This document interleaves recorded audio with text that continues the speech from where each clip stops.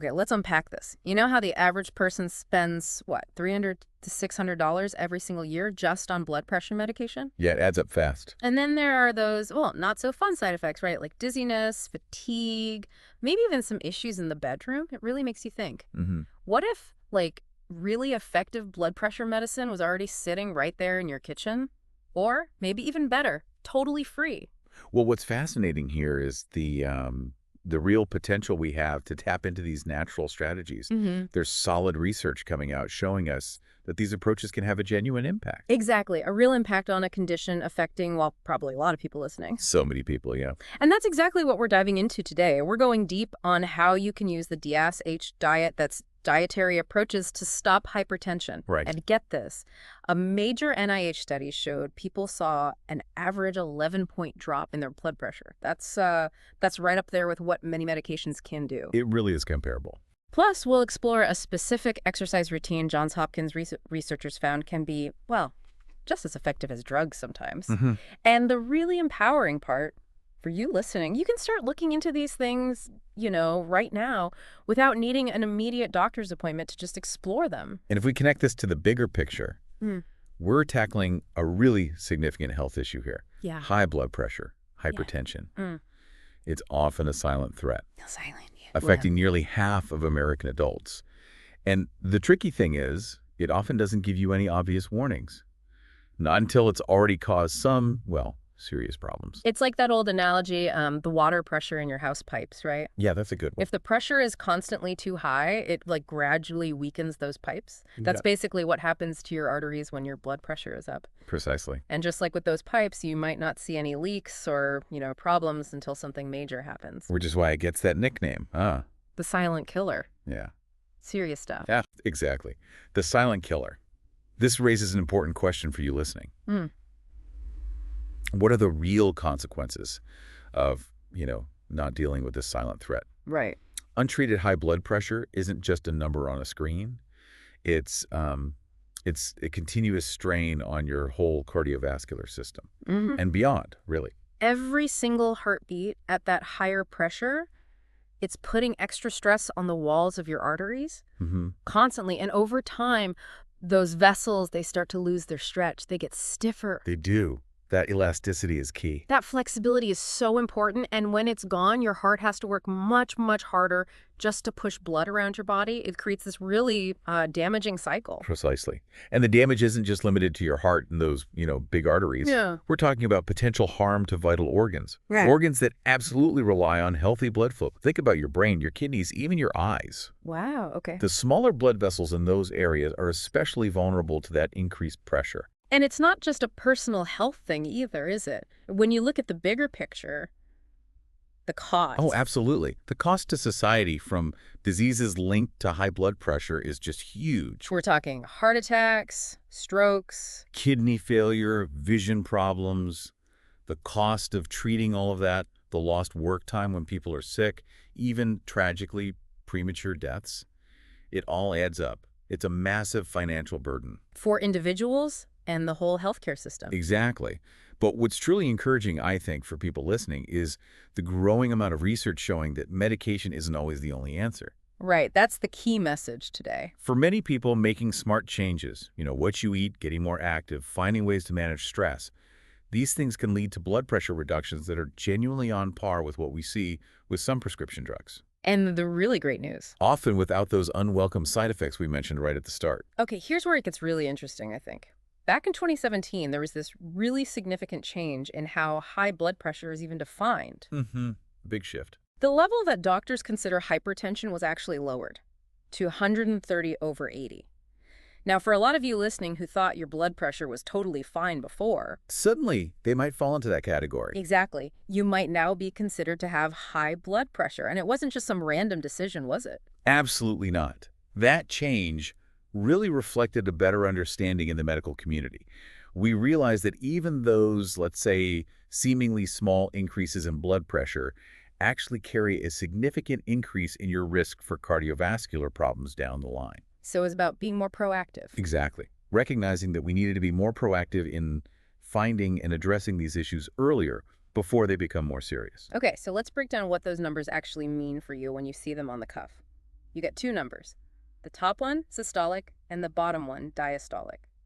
Can you walk us through what each of those tells you?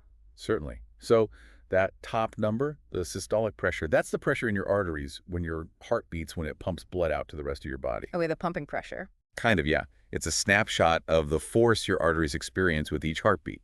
Then the bottom number, the diastolic pressure, that's the pressure in your arteries when your heart relaxes between beats. The resting pressure. Essentially, yes.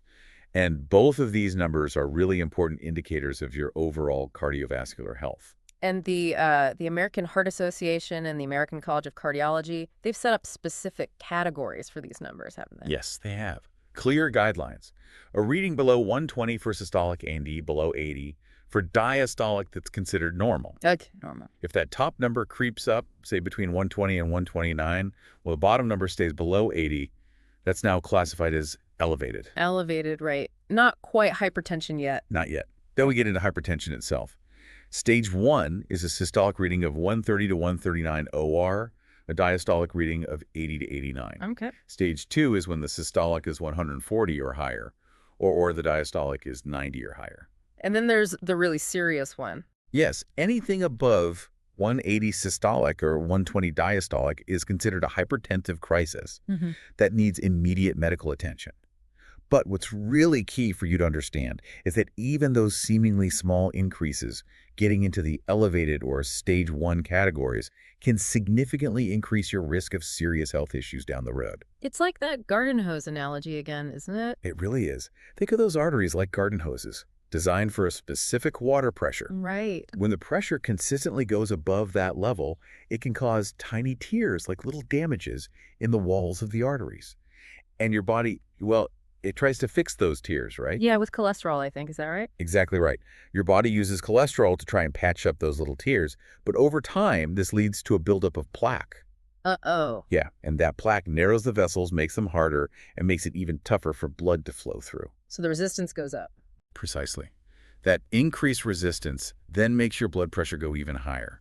It creates this really dangerous cycle that affects arteries all throughout your body, including the ones going to your brain, your kidneys, your eyes, everywhere. Okay, so now we understand the threat, the silent part. We know what the numbers mean, and we see the stakes are pretty high. Now, let's get to the good stuff, the solutions. The ones that don't necessarily involve a prescription. Let's talk food. Food is medicine, starting with the Dietary diet. Yeah, what's fascinating here, for you listening, is how a specific way of eating, one based on solid scientific research, can be such a powerful tool. The Dietary diet. Right, DSH, Dietary Approaches to Stop Hypertension. It came out of research supported by the National Institutes of Health, the NIH.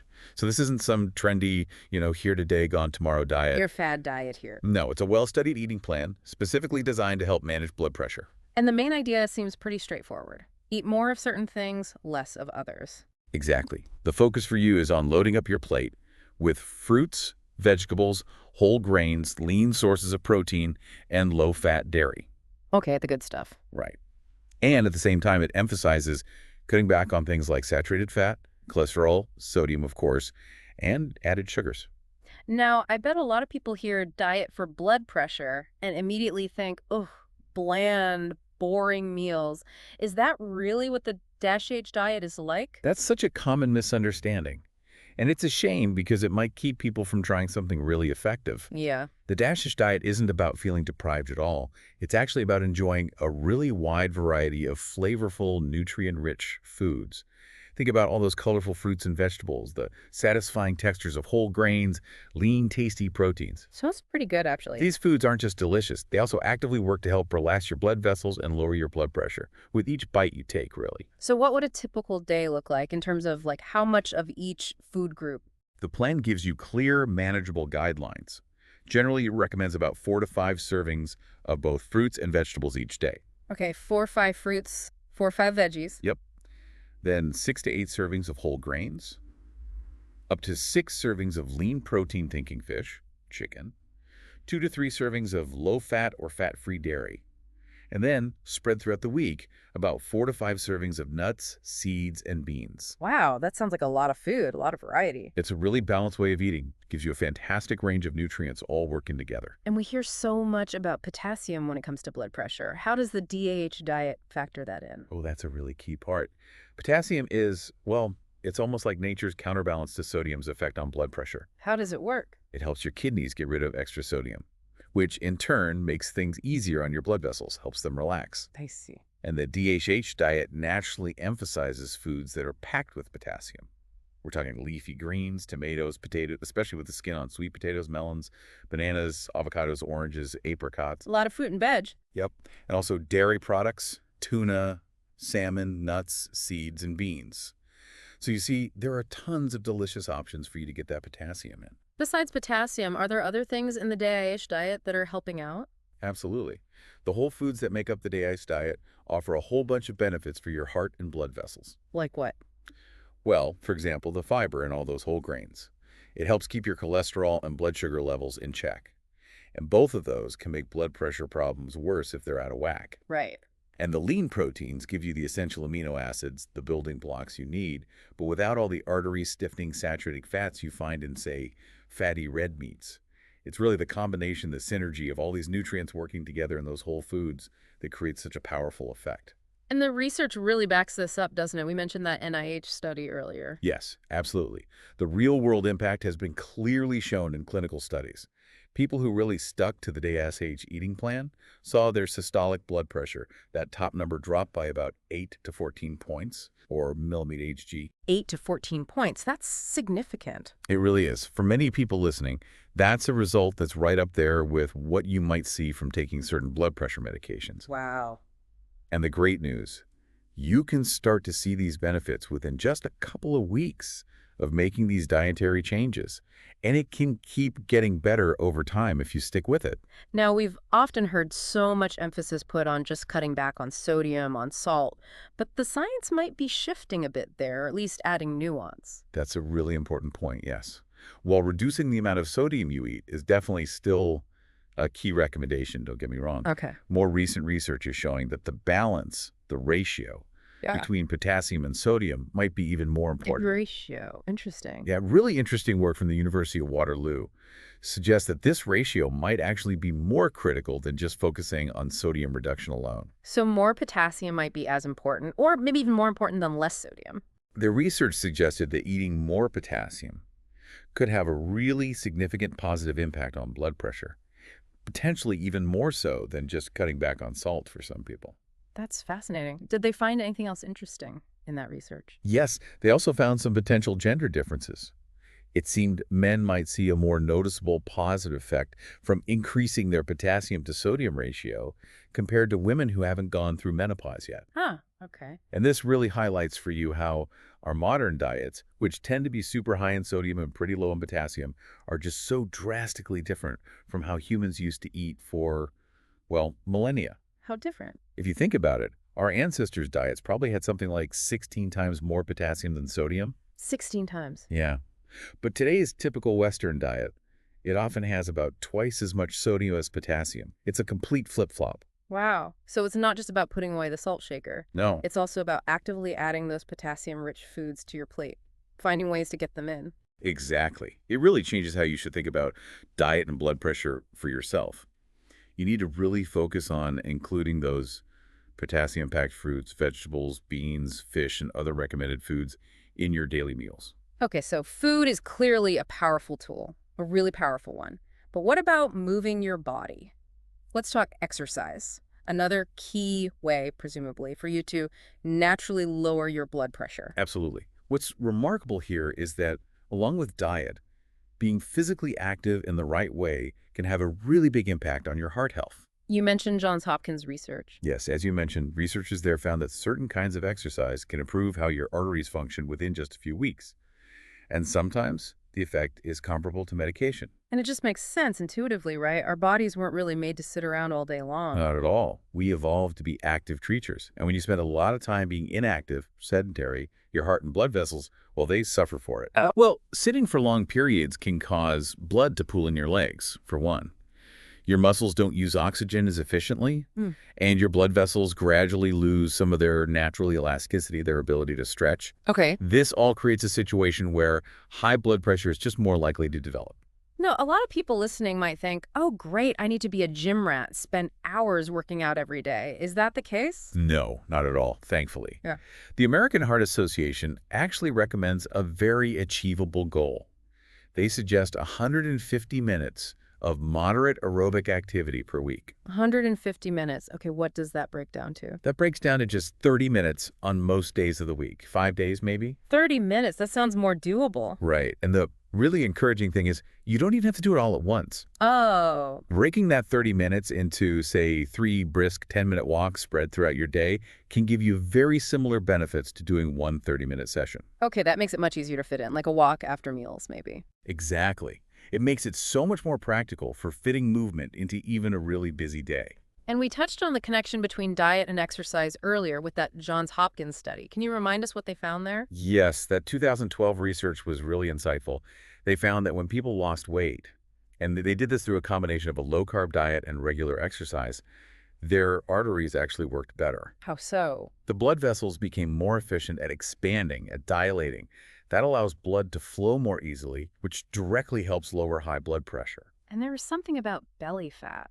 Yes, interestingly, the people who lost the most abdominal fat, the belly fat, also saw the biggest improvements in how well their arteries were functioning. Okay, so it's not just any kind of movement necessarily. Are there specific types of exercise that are particularly good for lowering blood pressure? You're right. Some types are better than others for this specific goal. Aerobic activities are really the foundation. Like what kind of things? Think about things like brisk walking, not just strolling, but walking with purpose. Cycling, swimming, maybe dancing. Anything rhythmic that uses large muscle groups. Gets your heart rate up a bit. Exactly. These types of activities help your heart get stronger and pump more efficiently, which means it doesn't have to work as hard to circulate blood, and that lowers the pressure. What about things like HIIT, high-intensity interval training? Yes, HIIT is another really effective option. It involves those short bursts of intense activity followed by brief recovery periods. And the advantage is it can give you significant heart health benefits in potentially less time. And lifting weights, does strength training play a role here too? Absolutely. Strength training or resistance exercise is a really valuable addition to your aerobic activity. Why is that? Doing it at least a couple times a week helps you build lean muscle mass, which actually improves your overall metabolism. And when you combine aerobic and strength training, you're really giving yourself the best overall approach to managing blood pressure through exercise. A really well-rounded plan. Can you explain a bit more about what's actually happening inside, in your body? When you exercise regularly, how does that lower blood pressure? Certainly. So your heart is a muscle, right? Right. And just like any muscle, it gets stronger and works better when you challenge it appropriately. A heart that's in good shape, a conditioned heart, can pump more blood with each beat. So it's more efficient. Exactly. More efficient. Which means it doesn't have to beat as often to circulate the same amount of blood. And this directly lowers the pressure in your arteries. Makes sense. And at the same time, your blood vessels themselves become more flexible, more responsive, more elastic, Less stiff. less stiff. They're better able to widen or dilate when needed, which also reduces the resistance to blood flow. And as we touched on, regular activity also improves what scientists call endothelial function. That's basically the health of the inner lining of your blood vessels, makes them more adaptable. Okay, so for someone listening who's thinking, right, I need to start moving more, but they're maybe not very active right now, what's a good way to ease into it? Yeah, great question. It's all about small, gradual changes. Don't try to do too much too soon. Start slow. Exactly. If you're not very active right now, start with something simple. Maybe 10-minute walks 3 times a day. Focus on just being consistent, doing it regularly, rather than pushing yourself really hard at the beginning. Build the habit first. Build the habit.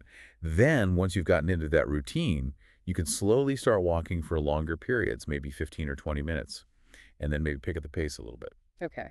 What about someone who's already, somewhat active? For those folks, aiming for maybe 20 to 30-minute sessions of moderate activity, like brisk walking or cycling, could be a good next step. And maybe adding in 1 day a week of some light resistance training. And for the really active people? Well, those who are more advanced can aim for longer, perhaps more intense workouts. maybe 30 to 45 minutes of running, swimming, or structured HIIT sessions, along with more comprehensive strength training multiple times a week. How long does it usually take if you start exercising regularly to actually see a noticeable impact on your blood pressure readings? That's interesting because you can actually see a temporary drop in blood pressure right after you finish exercising. Really? Right away? Yeah, it's a known phenomenon called post-exercise hypotension. It can last for several hours, actually. Huh. However, for the more lasting, meaningful reductions in your sort of baseline blood pressure readings, it usually takes about 1 to 3 months of consistent, regular physical activity, 1 to 3 months. Okay. which really shows you how important it is to make exercise a regular part of your lifestyle, right? Not just something you do sporadically. Consistency is key. And of course, it's always important to talk about safety. Absolutely crucial. It's always a good idea, really essential, for you to talk to your doctor before starting any new exercise program, especially if you have any existing health conditions, things like diabetes, heart disease, lung problems. Right. Get the okay first. Definitely. And this is particularly important if you're already taking blood pressure medication, because some medications can affect your heart rate or how your body responds to exercise. Getting that professional advice helps make sure your plan is safe and effective for your specific situation. But the really great thing about exercise, as you said, is just how accessible it is for most people. Exactly. You don't need a prescription. It's generally very low cost, often free. And most of you listening can find ways to just move more in your daily lives. Little things add up. They really do. Simple things like taking the stairs instead of the elevator, parking a little further away from the store entrance, maybe setting reminders on your phone to just get up and walk around for a few minutes every hour if you have a desk job. Yeah. All these little things can really add up and lead to positive changes for your heart health. And the evidence is clear. Just 30 minutes of moderate activity, 5 days a week, can lower your blood pressure by, on average, 5 to 8 mmHg. Which, again, is similar to some medications. Exactly. It's a fantastic way for you to take control of your health naturally. Okay, so we've covered the DIH diet, potassium versus sodium, and exercise, both aerobic and strength. 2 really powerful things you can do. But there's another really important piece, isn't there? One that often gets overlooked. Stress. How does stress mess with your blood pressure? Oh, that's such a crucial point. You could be eating perfectly, Yeah. exercising like clockwork, but if you're constantly under a lot of stress, it can really undermine all your other efforts. Yeah. What's fascinating is that the way your body responds to the stress of, say, a tight deadline at work is biologically very similar to how our ancient ancestors responded to the threat of, a saber-toothed tiger. The fight or flight response. Exactly. It triggers that fundamental fight or flight response. Can you walk us through what actually happens in the body during that stress response? Certainly. When your brain perceives a threat, and it could be a real physical danger or just a stressful situation like traffic or an argument, it kicks off this chain reaction. Hormones get released. Adrenaline, yes, and cortisol, too, from your adrenal glands. These hormones immediately get your body ready for action. Your heart starts beating faster, your blood vessels constrict or tighten up, and crucially, your blood pressure goes up. Ready to fight or run. Precisely. It was a really important survival mechanism for our ancestors. Think of it like your body slamming down the gas pedal, heart races, vessels tighten. But we also need to learn how to hit the brake pedal. Right, because in today's world, we're not usually facing down actual lions, are we? Exactly. That's the problem. Our bodies haven't really adapted to the types of stressors we face constantly today. Like emails. Emails, traffic jams, work pressures, financial worries. Your body can't really tell the difference between a life-threatening emergency and these ongoing chronic stressors. But every single stressful moment still triggers that same physical response. So your pressure spikes. Your pressure spikes. And when these moments add up, hour after hour, day after day, your blood pressure can end up staying higher for longer periods. And it's not just that immediate spike in pressure either, is it? Chronic stress has longer-term effects too. Precisely. The American Heart Association really emphasizes this. Ongoing stress can keep your blood pressure elevated more consistently, even when you think you're relaxing. Your body essentially stays in this state of, low-grade high alert. So the vessels stay constricted more often. They do, which keeps the pressure up. Okay, so how do you counteract this? How do you, as you said, hit the brake pedal, bring your body back to a state of calm and lower that pressure? That's where your parasympathetic nervous system comes into play. It's often called the rest and digest system. The rest and digest. And Good. its job is essentially to balance out that sympathetic fight or flight response. When your parasympathetic system is active, it does the opposite. It slows down your heart rate, it helps relax your blood vessels, and it guides your body back toward the state of calm and equilibrium. So the key is finding ways to intentionally activate this system. Exactly. Activating this natural pressure-lowering system, finding your body's natural brake pedal for stress. And that's where things like mindfulness practices come in, right? Exactly. Mindfulness techniques give you a direct pathway to activating that parasympathetic response. They help you interrupt that automatic, often unconscious cycle of reacting to stress. Wow. They allow your nervous system to kind of reset, and your blood vessels get a chance to relax. And the great thing is how accessible these practices are. Yeah. You don't need any special equipment. You can do them almost anywhere, anytime. One technique we hear a lot about is diaphragmatic breathing, belly breathing. How does that work? Diaphragmatic breathing, yeah, or deep belly breathing. It's a really powerful and immediate technique you can use. How is it different from normal breathing? Well, unlike the shallow chest breathing that many of us tend to do, especially when stressed, it involves fully engaging your diaphragm muscle. This lets you take deeper, slower breaths, which directly helps regulate your nervous system. There was actually a review study in 2021 Yeah. that showed doing diaphragmatic breathing just twice a day for 4 weeks led to measurable drops in both systolic and diastolic blood pressure for people. Wow, just from breathing differently. Can you give us a quick how-to? How can someone listening try it right now? Absolutely. It's simple. Find a comfortable position, maybe sitting upright or lying down. You can put one hand on your chest and the other on your belly, just below your rib cage. Okay. Now breathe in slowly through your nose for a count of, say, 4. As you inhale, you should feel your belly rise or expand outwards. Try to keep your chest relatively still. Belly out on the in-breath. Right. Hold that breath just for a moment, maybe a count of 1 or 2, and then breathe out slowly and gently through your mouth for a longer count, maybe a count of 6. Feel your belly fall or contract inwards as you exhale completely. So longer exhale than inhale. Yes, that longer exhale is really important. It's particularly effective at triggering that parasympathetic rest and digest response. Even just doing this for 5 to 10 minutes can have a noticeable calming effect, and it can help lower your blood pressure, especially when you're feeling stressed out in the moment. 5 to 10 minutes, that's doable. Besides breathing, what other mindfulness practices can help? Various types of meditation have also been shown to have really positive effects on heart health. These practices essentially train your focus and awareness.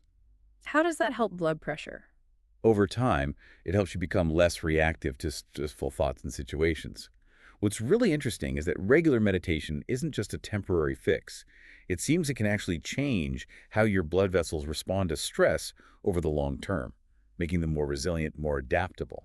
And it doesn't have to be like hours of silence sitting on a cushion, does it? No, not at all. Even short periods of focused attention, maybe guided meditations using an app, or just paying attention to your senses for a few minutes can be really helpful.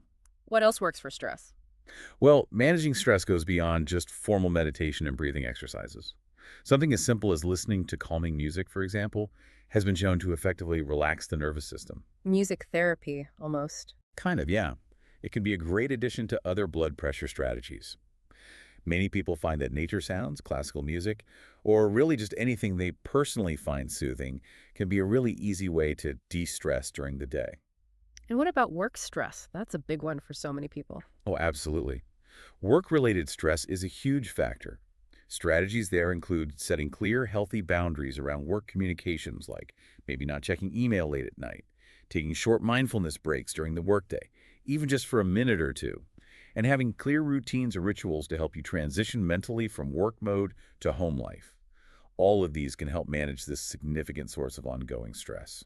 So even these small, consistent efforts in managing stress can really make a difference then. Absolutely.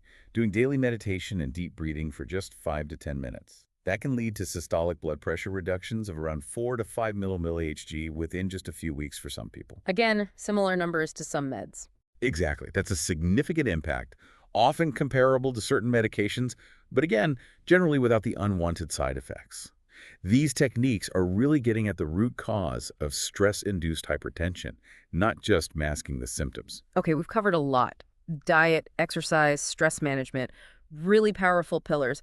Are there any other, maybe less obvious things that people should be aware of when it comes to managing blood pressure naturally? Yes, definitely. There are several other important pieces of the puzzle to consider. One big area is hidden sodium. Hidden sodium. like spies. Ah, sort of. You might be really careful about not adding salt at the table or while cooking, but the truth is, for most people in Western societies, up to 70% of the sodium they eat comes from processed and restaurant foods. 70%. Wow. Yeah, often from things you wouldn't even suspect.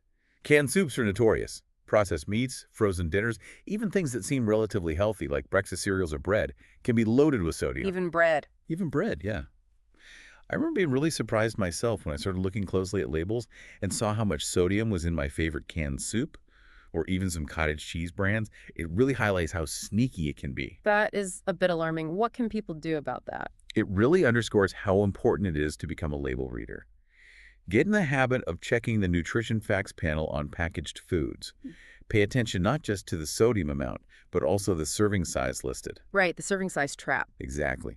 Look for options labeled low sodium, reduced sodium, or no salt added whenever you can. And honestly, one of the single best things you can do is to cook more meals at home from scratch. Take back control. Exactly. Yeah. When you control the ingredients, you have much more control over how much sodium you're actually consuming. Okay, good tip. What about drinking habits? How does alcohol fit into the blood pressure picture? Alcohol consumption can definitely affect your blood pressure. Now, some older research suggested very light to moderate drinking might have some limited heart benefits for some people, but those potential benefits disappear very quickly with excessive drinking. And even moderate drinking can raise blood pressure. What counts as moderate? Generally, it's considered no more than one standard drink per day for women and no more than two for men. However, even these moderate amounts can raise blood pressure in some individuals, especially if consumed regularly. So what's the advice? Well, if you're serious about managing your blood pressure naturally, it's definitely worth thinking about limiting your alcohol intake further, or maybe even cutting it out for a period just to see if it makes a difference in your readings. Monitor yourself. Okay. And what about smoking? We know it's bad, but specifically for blood pressure. Yeah, smoking is just bad news all around for heart health. Every single cigarette you smoke causes a temporary but significant jump in your blood pressure. Every cigarette. Every single one. Yeah. And beyond that immediate spike, the chemicals in tobacco smoke damage the lining of your blood vessels over time and significantly increase your overall risk of heart attack and stroke. So it's a double whammy. Exactly. While the direct chronic link between smoking and sustained high blood pressure isn't always perfectly clear-cut in all research, both smoking and high blood pressure are major independent risk factors for cardiovascular disease. Quitting smoking is, without a doubt, one of the most powerful things anyone can do for their heart health. And the benefits start almost immediately, no matter how old you are or how long you've smoked. Good to know. Coffee's another one people often wonder about. Does caffeine raise blood pressure? Ah, caffeine. Its effect on blood pressure is a little complex. It can cause short-term increases in blood pressure, especially if you're not used to it. But for many regular coffee or tea drinkers, they develop a tolerance, and the effect on their resting blood pressure seems to be minimal or non-existent. Interestingly, some large studies have even linked drinking coffee or tea in moderation with a potentially lower risk of heart disease overall. So coffee might be okay. For most people, moderate intake seems fine. However, if you know you're particularly sensitive to caffeine, or if you notice your blood pressure goes up after drinking it, it might be a good idea for you to limit your intake. And definitely be cautious with energy drinks. Why energy drinks? They often contain very high levels of both caffeine and sugar, sometimes other stimulants too. That combination is generally not a good mix for your heart health or blood pressure. Okay, got it.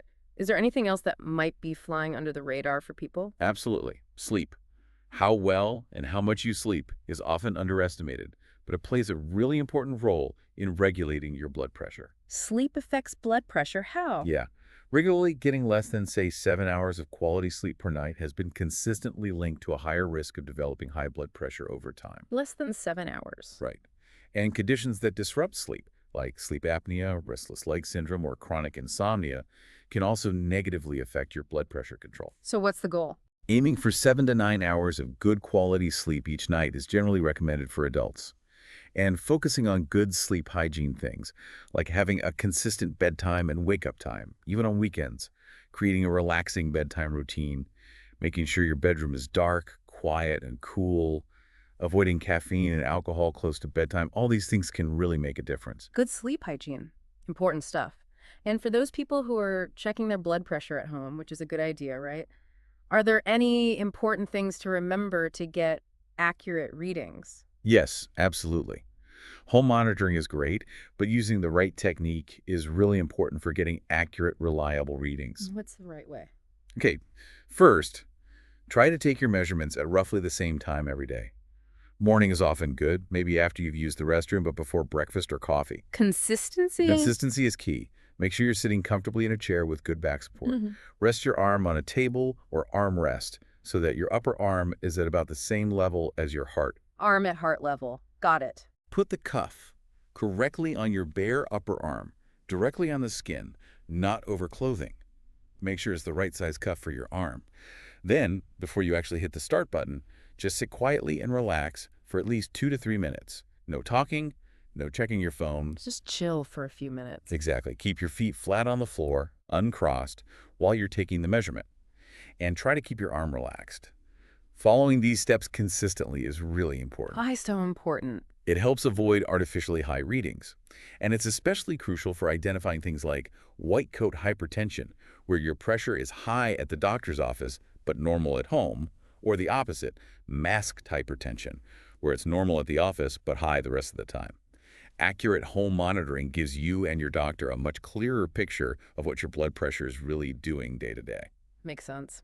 Finally, before we wrap up, are there any natural supplements that have shown some promise in studies for helping with blood pressure? Yeah, while lifestyle changes, diet, exercise, stress, sleep should always be the absolute foundation, there are a few natural supplements that have shown some potential benefits in research. Like what? Well, aged garlic extract has been studied and found in some trials to help lower blood pressure and also improve arterial stiffness, which is good. Garlic, okay. Berberine, which is a compound found in certain plants like golden seal, also looks promising for lowering blood pressure, although maybe more research is needed there. Whey protein actually has shown benefits for blood pressure and how well blood vessels function, especially in people with prehypertension or mild hypertension. Whey protein, interesting. Yeah. Fish oil, rich in omega-3 fatty acids, particularly EPA and DHA, can be helpful, especially for those who already have high blood pressure. And hibiscus tea, made from the hibiscus flower, contains compounds like anthocyanins and polyphenols, and some studies suggest it can have modest blood pressure lowering effects. Hibiscus tea, that sounds nice. It does. But, and this is a big but, Always a but. it's really important for you to talk to your doctor or a knowledgeable healthcare provider before starting any new supplements, especially if you're already taking blood pressure medication or any other drugs, because there can be interactions. Supplements aren't always harmless. Right. Always check first. Don't just start popping pills. Exactly. Lifestyle first and supplements only with guidance. Okay, so to wrap things up then, we've really looked at a whole toolkit, haven't we? A wide range of ways you can naturally manage and hopefully lower your blood pressure. Yes, and the research is really encouraging. As we've discussed, these lifestyle changes, when you combine the diet, the stress management, the sleep, they can potentially lower your systolic blood pressure by a significant amount, maybe 5 to 10 points on average, which can be similar to what some medications achieve. 5 to 10 points just from lifestyle? Potentially, yes. Yeah. And getting regular exercise on its own, as we saw, can lead to perhaps even greater reductions for some people, systolic readings potentially dropping by 6 to 12 points, and diastolic by maybe 3 to 7 points. So the overall message here feels really empowering, doesn't it? You don't have to feel like you're just helpless against high blood pressure. There are things you can actively do. Absolutely. The power is largely in your hands. Take that first step today. Choose one thing, whether it's adding a few more potassium-rich foods, like some fruits or veggies from the DIH diet to your meals today, or starting a simple, regular walking routine. Just start. You can begin to see meaningful improvements within weeks. And these changes build on each other, right? They absolutely do. It's a compounding effect. Every small positive step you take makes the next one a little bit easier and potentially more effective. It builds momentum. So by consistently using these evidence-based strategies, the food, the movement, the stress reduction, the sleep, you're not just potentially avoiding or reducing the need for medication. No, it's more than that. You're actively working towards building better cardiovascular health for the long run, for life. Precisely. It's about taking control, being proactive, and building a healthier future for yourself. Okay, on that positive note, here's a final thought for you listeners to consider. Thinking about what we discussed, especially how much that balance of potassium to sodium seems to matter, and how common processed foods are. What are some perhaps surprising places you might find those hidden sources of sodium lurking in your own kitchen or your typical diet? Definitely something we're thinking about. And we'll see you next time for another deep dive. Bye, everyone.